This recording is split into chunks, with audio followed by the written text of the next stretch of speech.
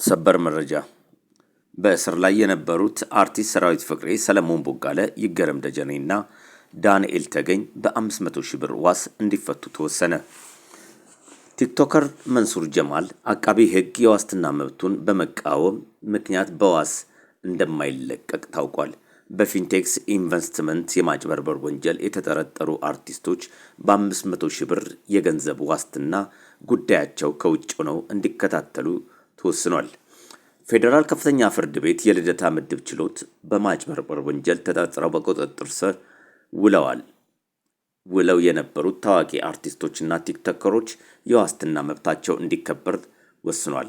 በውሳኔው መሰረት ከ400 እስከ 500 ሺህ ብር በሚደርስ የገንዘብ ዋስትና በመክፈል ከእስር እንዲፈቱ ትዕዛዝ ተላልፏል።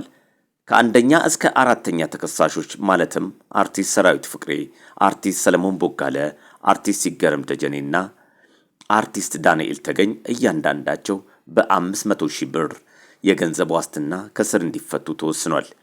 ስድስተኛ እና ሰባተኛ ተከሳሾች ካሌድ ናስር እና አብርሃም ግዛው የተባሉ ስድስተኛና ሰባተኛ ተከሳሾች ደግሞ እያንዳንዳቸው በ400 ሺህ ብር የገንዘብ ዋስትና ከስር እንዲፈቱ ተበይኗል።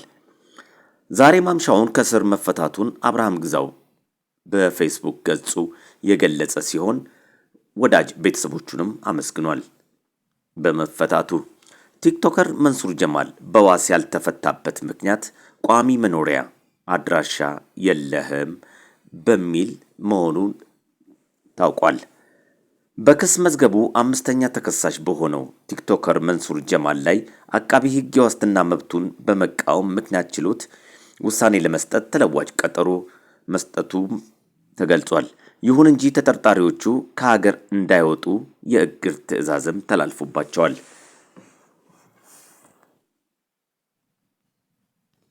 ምናልባት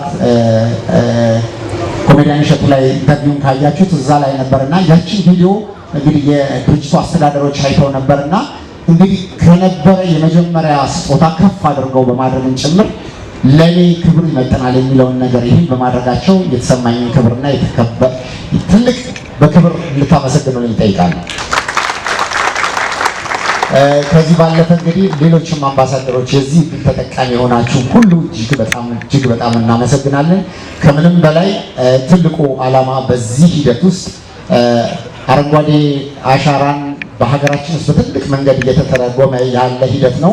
ያንን ሂደት ደግሞ በተለየ መንገድ የሚደግፍ ደግሞ የዚህ የኤሌክትሪክ እንግዲህ ተሽከርካሪዎችን ወደ ሀገራችን በማምጣት ፊንቴክ ኢንቨስትመንት እያደረገው ያለው ነገር የእውነት ሊታመን የማይችል ነውና ይህም በማድረጋችሁ ፊንቴክ ኢንቨስትመንቶች እንድትኮሩ ለሀገርም ትልቅ ስራ እየፈጠራችሁ ያላችሁ ናችሁና በዚህ አጋጣሚ ማመስገን እፈልጋለሁ። እጅግ በጣም አመሰግናለሁ። ከምንም በላይ ደግሞ እንግዲህ በስተመጨረሻ ደግሞ በቅርብ ጊዜ ከአንድ ወር በፊት ከሁለት ወር በፊት ከጎዳና ተነስተው በፋውንዴሽናችን የተጠለሉ 500 ወጣቶች አሉና እነዚህ ደግሞ ይህንን ደስታ ይህንን ተስፋ አብረውኝ ዛሬ እዚህ በማየታቸው የነሱ የዛሬ ደስታ የተካፋይ ናቸው። እንደውም ክብር ሚኒስትር እዚህ ካሉ ረመዳን ሰዓት ላይ በክብር ሚኒስትር እንግዲህ በትራንስፖርት ሎጂስቲክስ ሚኒስትር ውስጥ የኢፍጣር ፕሮግራም አዘጋጅተን ነበርና እነዚህ ወጣቶች ናቸው ሄደው በዛ ውስጥ ለ1000 የሚሆኑ ወገኖች የኢፍጣር ፕሮግራም እድል ትራንስፖርት ሚኒስትር እድል ሰጥቶ ያደረገልና ክብር ሚኒስትርንም በዚሁ አጋጣሚ እንድታመስገኑ እንፈልጋለን።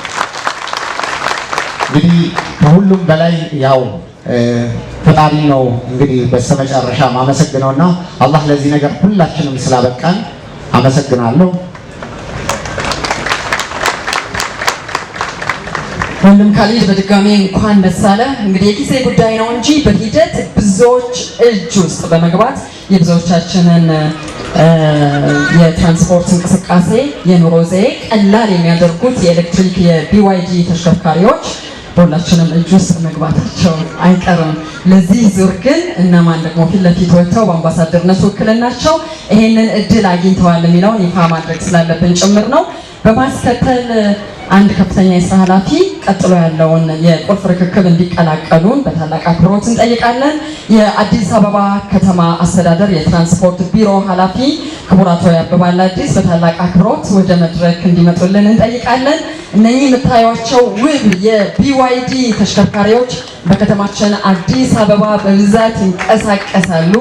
እንግዲህ ዞር ስንል በብዛት የምንመለከታቸው ተሽከርካሪዎች ወደ መሆን እየመጡ ነው። የብዙ የአዲስ አበባ ከተማ ነዋሪዎች አይን ላይ አዲስ አይሆኑም። ያው ለአይናችን ብቻ ሳይሆን ለኑሯችንም፣ ለአየራችንም፣ ለኢኮኖሚያችንም ጭምር ጥሩ መፍትሄ ስለሆኑ በብዙ መንገድ ከተማ አስተዳደሩ የትራንስፖርት ቢሮ ዛሬ የደስታው ተጋሪም ጭምር በመሆን ነው ኃላፊው ክቡር አቶ ያበባል አዲስ በማዕከላችን የተገኙት። በድጋሚ እናመሰግናለን።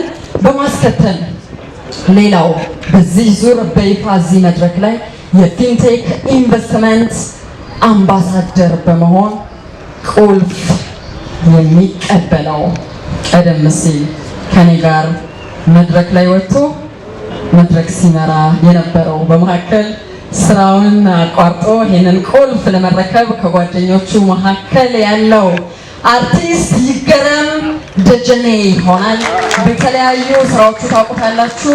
በቲያትርና ፊልሞች፣ የቴሌቪዥን ተከታታይ ድራማዎች፣ ማስታወቂያዎች፣ በሚዲያ የመዝናኛ ፕሮግራሞች እንደዚሁም በበጎ አድራጎት ስራዎች የተለያዩ ማህበራዊ ኃላፊነቶችን በመወጣት ጭምር ይህንን ቁልፍ ለመረከብ በአምባሳደርነት የስራ ኃላፊነቱ BYD ኤሌክትሪክ ቅንጡ ዘመናዊ ተሽከርካሪ እየነዳ ግንዛቤ ለመስጠት ትልቅ ኃላፊነትም ጭምር እየተረከበ ነው።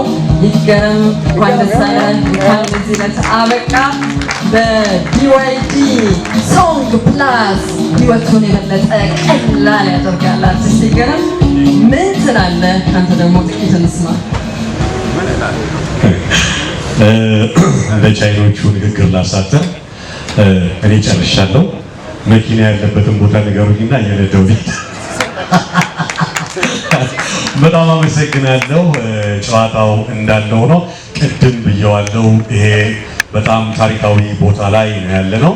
ፊንቴክ ኢንቨስትመንት እንግዲህ ይሄንን ያለ ምክንያት አላሰበውም ብዬ አስባለሁ። አምባሳደር ብሎ የመረጣቸው ግለሰቦችን በዚህ አደባባይ ቅድም በገለጸው ሁኔታ ከነዳጅ መኪና ወደ ኤሌክትሪክ መኪና ያለውን ሽግግር እንደ ምልክት እንደ ምሳሌ ሆነው ርክክብ እንዲያደርጉ ነው ያደረገውና ፊንቴክ ኢንቨስትመንት ምሳሌያዊ ነገር ነው ያመጣው። በዚህ አጋጣሚ ለማመስገን ወዳለው ፊንቴክ ኢንቨስትመንትን እንደተባለው ትልቅ ኃላፊነትና ጫና ነው፣ ቀላል አይደለም። በማህበረሰቡና በተቋሙ መካከል ድልድይ ሆኖ ለማገልገል ነው የገባ ነው። ቅድም ሶን አጠር አድርጎ ቆንጆ አባባል ብሏል።